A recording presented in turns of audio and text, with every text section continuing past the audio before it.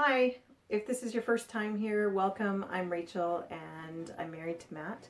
We have 5 children and we just took 4 of them and spent just over 3 months living in this camper, traveling the lower states. So in today's video, I'm gonna share with you my true thoughts all about what it's been like living in a camper, living on the road, this dream life that everybody's talking about.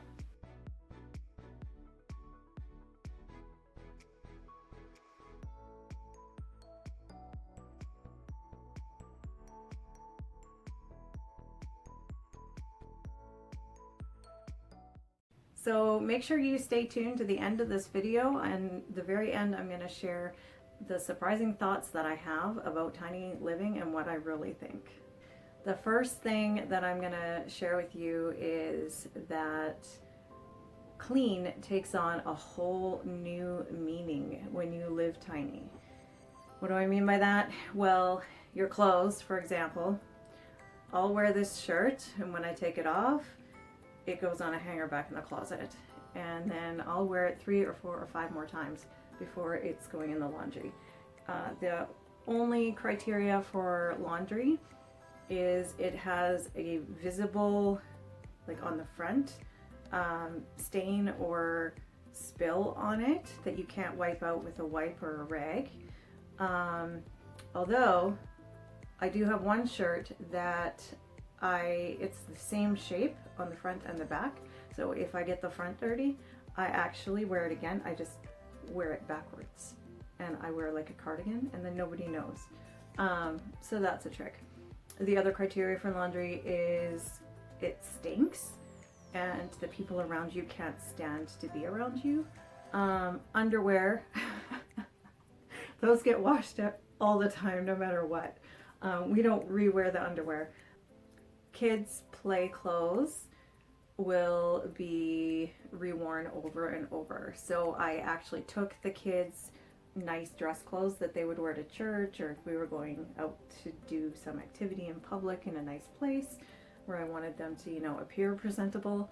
I would take those clothes and box them up, bag them up, whatever, in my room, and I would just leave their play clothes in their closets and drawers. So then if they're choosing out clothes, it may be clean, it may be sort of not really super clean, but they're just playing in it anyway, so it doesn't matter. And then, when laundry day comes, I go through the drawers and I just be like, okay, 7 ketchup stains, this one's going in the laundry.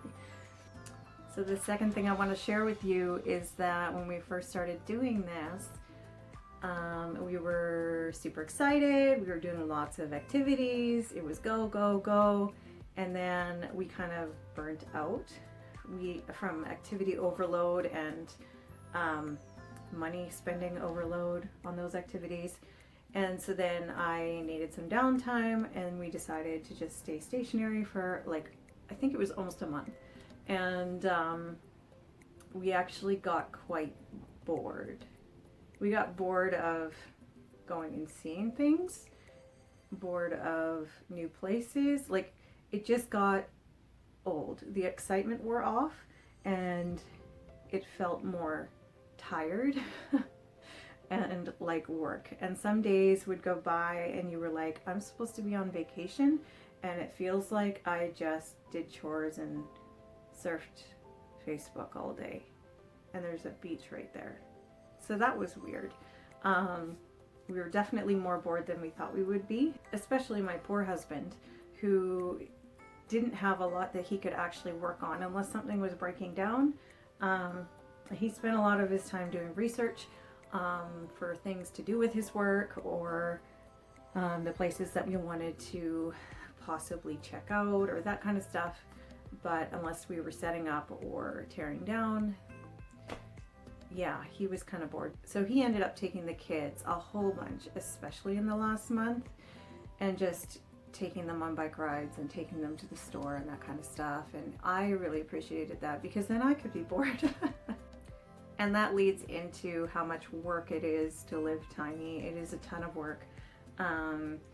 We brought very little, and I wish we'd brought less.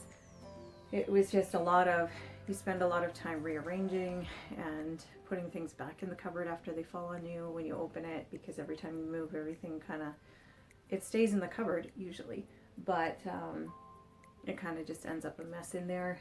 And just a lot of work with the cleanup and a lot of work with the maintenance and the basic day-to-day stuff that you need to do. And so you gotta really balance your work and play so that you're not doing too much of one or too much of the other. It is super worth doing, this whole thing. We were able to bond as a family in incredible ways, and that was like one of the main goals and one of the main reasons we wanted to do this.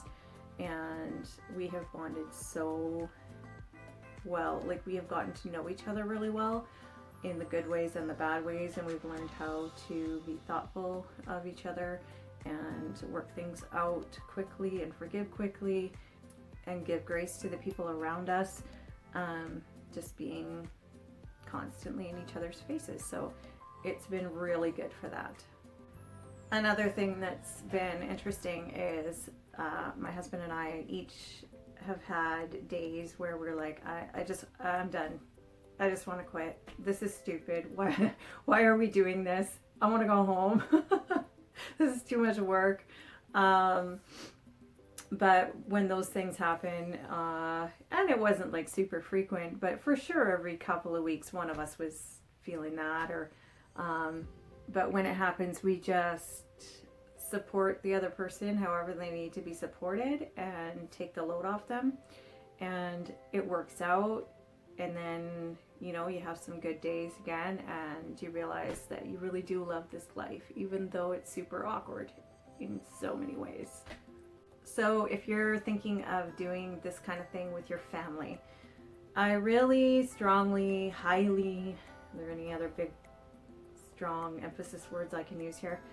Recommend that you do a short trial run first.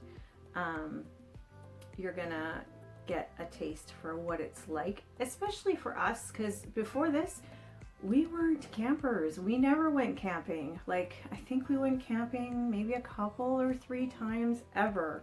So we weren't even familiar with like what to be aware of when you're living in an RV. You're gonna find out things about it that you didn't expect, and it's going to give you a really good idea if this is just a fantasy that you have in your head that you're actually going to hate, or if it is actually your dream life. Because this life looks so, what's the word, fairy tale or whatever on the outside, and a lot of people are doing it, and it's a big thing right now.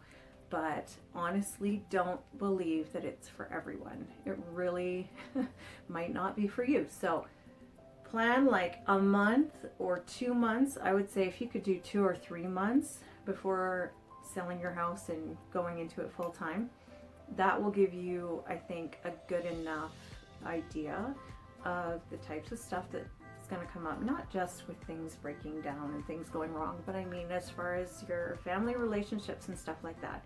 If you're not in a place where you have really healthy relationships, or you know how to really communicate well, if you're not someone who's super committed to your own personal development, I would recommend not doing this, because I could see it getting really messy really fast. So if you enjoyed this video, please take a second and like it. Please share it with your friends, and also please subscribe. It really helps us out, and we'll see you in the next video.